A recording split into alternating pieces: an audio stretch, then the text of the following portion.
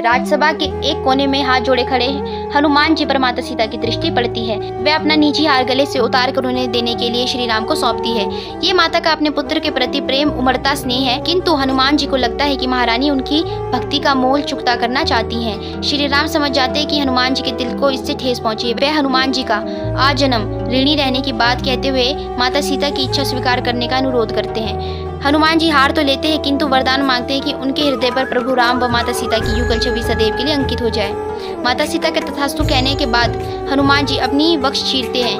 वहाँ श्री राम और माता सीता की अनमोल छवि विराजमान होती है। स्वर्ग से देवी देवता भी इस दृश्य को देखकर आनंदित होते हैं। श्री राम हनुमान जी को गले लगाते हुए कहते हैं कि वे अपने भक्तों के सेवक है, स्वामी नहीं। अयोध्या के मार्गों पर राजा राम की शोभा यात्रा निकलती है। प्रजा स्थान स्थान पर उनका भव्य स्वागत करती हैं, पुष्प वर्षा करती हैं, मंगल गीत गाती हैं, स्त्रियां आरती उतारती हैं। अपने राजा के दर्शन पर सभी परम आनंदित होते हैं। श्री राम भार्या सीता व भाइयों समेत महल में पहुंचते हैं। वे अपनी गुरु माता, तीनों माताओं तथा सास से आशीर्वाद प्राप्त करते हैं।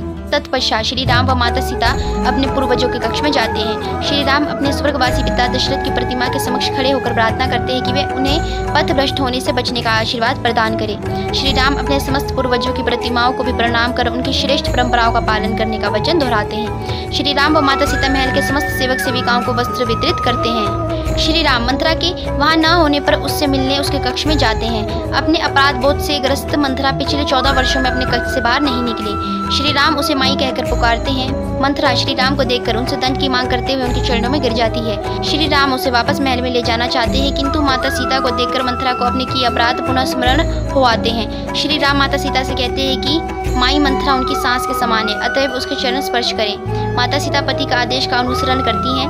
मंथरा भावुक होती है। नभ से ये दृश्य देखकर देवर्षि नारद श्री राम की उदारता के समक्ष नतमस्तक होते हैं।